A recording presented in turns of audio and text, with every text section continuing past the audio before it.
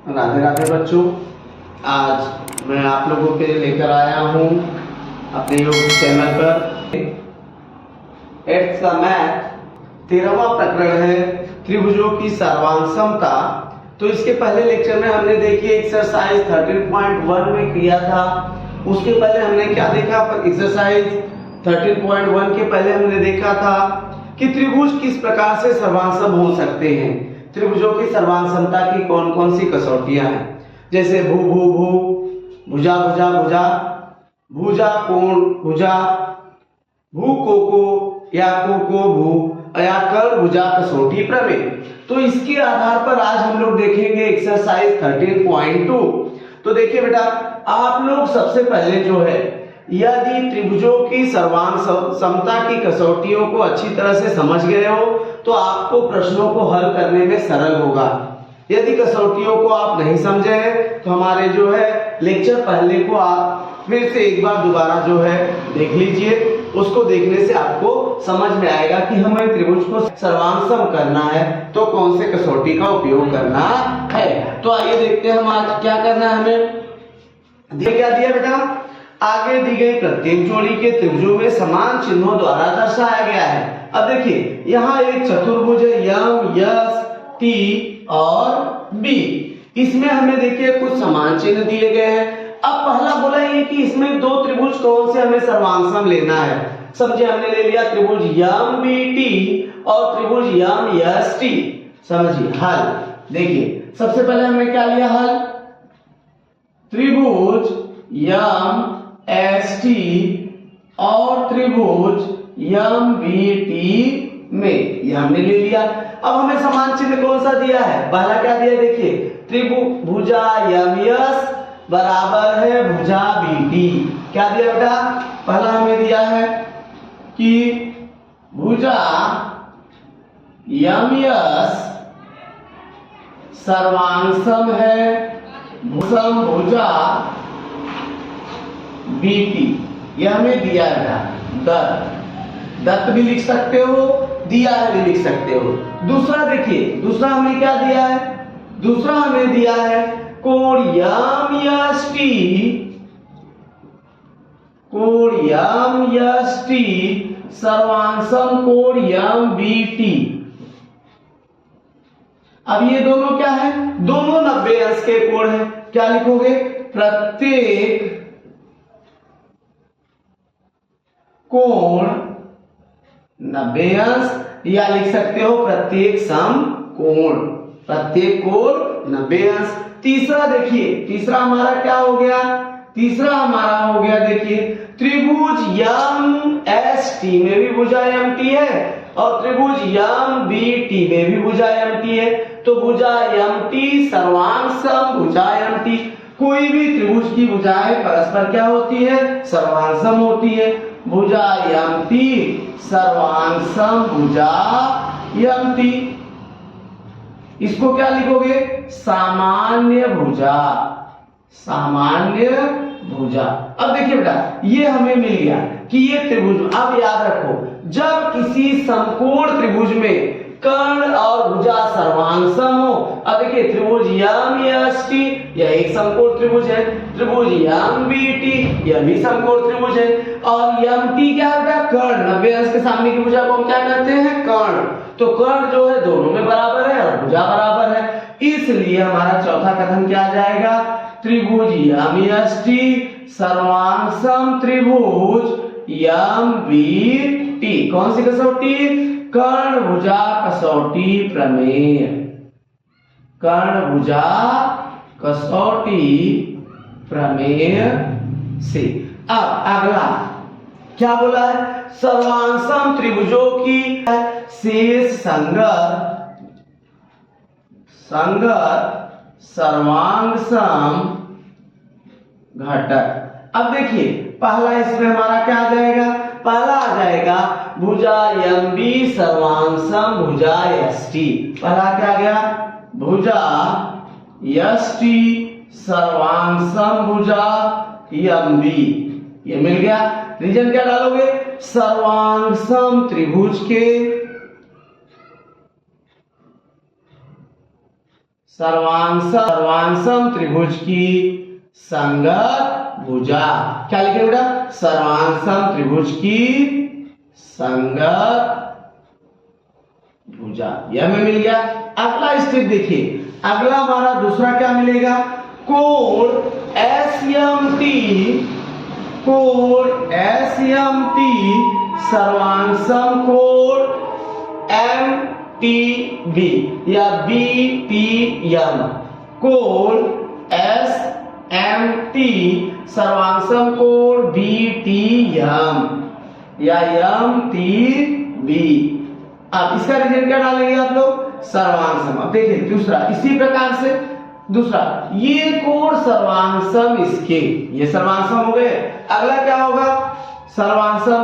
अगला कोण होगा कोण TSMT, कोण MTS, ये कोण सर्वांसम कोण BMT। कोण तीसरा देखिए, कोण MTS सर्वांसम कोण TMB,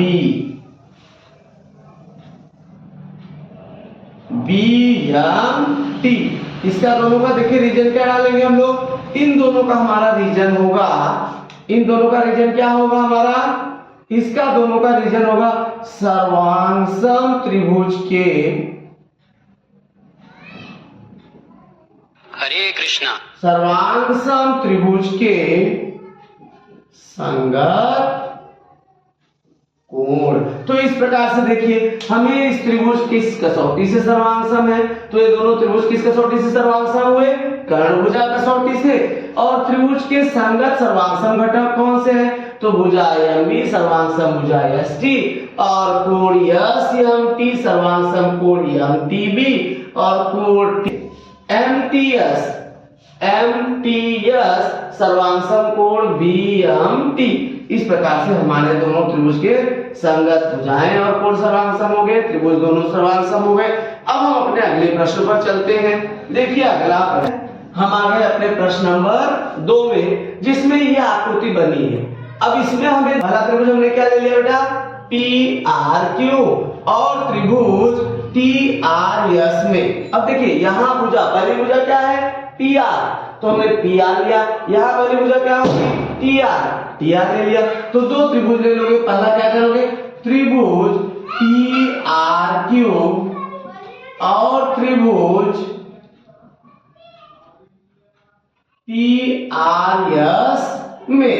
सबसे पहले देखिए बेटा, हमें क्या दिया है? पहला हमें दिया है कि भुजा PR सर्वांसम भुजा TR, भुजा PR सर्वांसम भुजा TR, यह हमें दिया है दत्त। दूसरा देखिए, दूसरा हमें क्या दिया है? दूसरा हमें क्या है? कोण TRQ, ये कोण सर्वांसम कोण TRS, इस कोण के। ये दोनों क्या है? एक दूसरे के अपोजिट है, दूसरे के विपरीत है, शीर्षाभिमुख कोण। क्या लिखोगे? कोण PRQ सर्वांसम कोण TRS, शीर्षाभिमुख कोण। अब हमें 2 मिल गया। तीसरा देखिए क्या दिया है? भुजा QR सर्वांसम भुजा SR। क्या दिया बेटा? भुजा, तीसरा स्टेप, भुजा QR सर्वांसम भुजा RS। क्या रीजन डालोगे? दत्त। ये भी हमें दे दिया है। अब चौथा स्टेप हमारा हो जाएगा त्रिभुज PRQ सर्वांसम त्रिभुज TRS, भू को भू कसौटी से। देखिए ये दो कौन सी कसौटी से हो गया? भू को भू कसौटी। अब हम चलते हैं अगला, क्या दिया है? सर्वांसम त्रिभुजों के संगत घटक। अगला शेष संगत सर्वांसम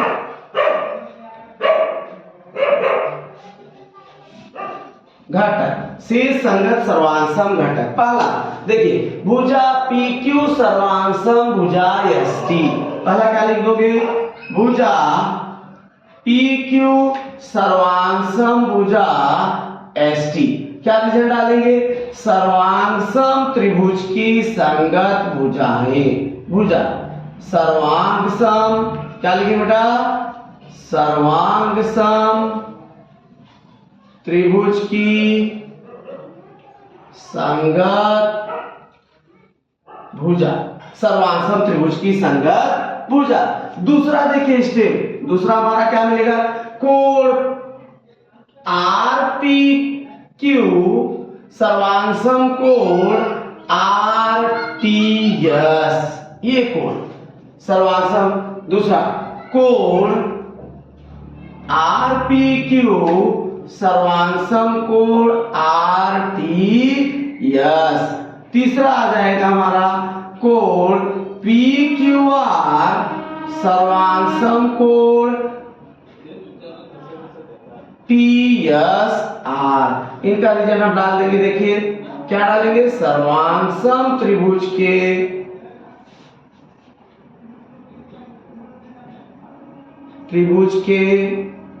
संगत कोण, ये हमारा मिल गया। तो देखिए सर्वांगसम त्रिभुज की संगत भुजाएं और सर्वांगसम त्रिभुज के संगत कोण। तो इस प्रकार से हमारा प्रश्न नंबर पहले का दूसरा हो गया। अब हम चलते हैं अपने प्रश्न के तीसरे प्रश्न में। देखो बेटा, अब हम आ गए अपने प्रश्न नंबर पहले का तीसरा प्रश्न लेके। इस प्रकार से हमें आकृति बनी है कि एक त्रिभुज DCH है और दूसरा त्रिभुज DCF है। हमने दो त्रिभुज ले लिया। पहला देखिए क्या लिया, त्रिभुज DCH और त्रिभुज DCF में हमने ये दोनों में ले लिया। पहला देखिए भुजा DC सर्वांगसम भुजा DC, त्रिभुज DCH में भी DC है और त्रिभुज DCF में भी DC है। तो सबसे पहले हमने क्या लिया, भुजा DC सर्वांगसम भुजा DC, क्या होगा, सामान्य भुजा। क्या होगा, सामान्य भुजा। ये दोनों में है। दूसरा देखिए, ये तो हमें मिल गया। दूसरा कोण DCH सर्वांगसम कोण DCF, क्या मिला, कोण DCH सर्वांगसम कोण DCF। यहां क्या लिखोगे, दत्त। ये हमें दिया है, इसको हमने लिख दिया दत्त। तीसरा हमें क्या दिया है, देखिए कोण DHC सर्वांगसम कोण DFC, क्या दिया था, कोण DHC सर्वांगसम कोण DFC। ये भी हम लिख देंगे दत्त। मिल गया। चौथा स्टेप हमारा क्या मिलेगा, त्रिभुज DCH सर्वांगसम त्रिभुज DCF, त्रिभुज DCH सर्वांगसम त्रिभुज DCF। क्या लिखोगे, भू को कसौटी। क्या लिखेंगे बेटा, भू को कसौटी से। भुजा कोण भुजा कसौटी से सर्वांगसम हो गए। अब अन्य संगत सर्वांगसम घटक, इसलिए शेष संगत सर्वांगसम घटक। अब देखिए जो हमें पूछा है, सबसे पहला हमें क्या मिला, पहला देखो कि ये को भुजा सर्वांगसम इसके, दूसरा ये भुजा सर्वांगसम इसके। तो पहला क्या लिख दिया हमने, देखिए पहला लिख दिया कि भुजा DH सर्वांगसम भुजा DF। दूसरा स्टेप हम क्या लिखेंगे, इसका रीजन क्या डालेंगे हम, देखिए इसका रीजन डालेंगे सर्वांगसम त्रिभुज की संगत भुजाएं। इसी प्रकार भुजा CH सर्वांगसम भुजा CF, भुजा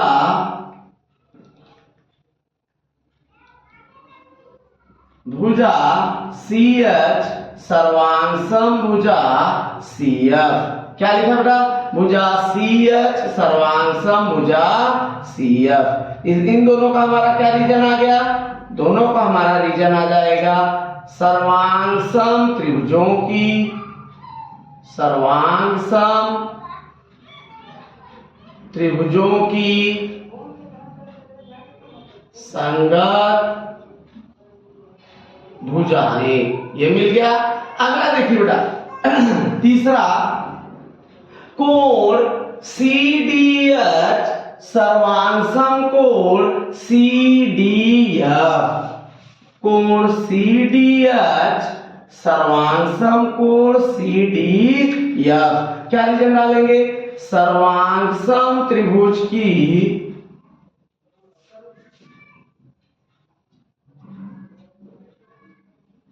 सर्वांग सम त्रिभुज के संगत कोण। देखिए, यदि भुजा सर्वांग सम होती है तो सर्वांग सम त्रिभुज की संगत भुजाएं, कोण सर्वांग सम हो सर्वांग सम त्रिभुज के संगत कोण। तो इस प्रकार से हमारे प्रश्न क्रमांक पहले के तीनों प्रश्नों को हमने हल कर दिया। अब हम चलते हैं अपने प्रश्न क्रमांक दूसरे की तरफ। देखिए, तो देखो बेटा, हम आ गए अपने प्रश्न नंबर 2 की। ये आकृति बनी है। देखिए, इसका नाम क्या है? ABD CE, इस प्रकार से हमें नाम दिया गया है। अब इसमें दो डायरेक्शन दिया है कि AD सर्वांग सम CE। तो पहले हमें देखिए हल क्या लेंगे? त्रिभुज ABD और त्रिभुज EBC। यह हमने लिखा AD सर्वांग सम भुजा EC। क्या दिया है? AD सर्वांग सम भुजा EC। यह हमें दिया है 10, यह हमें दे दिया। फिर क्या दिया है कि और कौन सी जानकारी देने पर ये दोनों त्रिभुज भू को कोस है। देखिए, भुजा तो मिल गया। दूसरा देखिए, या तो होगा कोण ADB, ये कोण सर्वांग सम कोण CEB। इस कोण से देखिए क्या होगा? शेष जानकारी, शेष जानकारी। अब देखिए, पहला क्या होगा? कोण ADE ADB सर्वांग सम कोण CEB। ये मिल गया कि ये कोण सर्वांग सम इसके, ये दो। दूसरा या, ये हो गया या। दूसरा देखिए क्या होगा? कोण ABD सर्वांग सम कोण EBC। ये भी मिल गया। देखिए, ये हमारे कौन से कोण थे? एकांतर कोण। ये हमारा कौन सा हो जाएगा? शीर्षाभिमुख कोण। कौन सा कोण होगा बेटा? शीर्षाभिमुख कोण। तीसरा या, तीसरा देखिए बेटा, तीसरा हमें क्या मिलेगा? ये कोण सर्वांग सम इस कोण के, यानी कोण BAD, कोण BAD सर्वांग सम कोण BAD सर्वांग सम कोण BCE।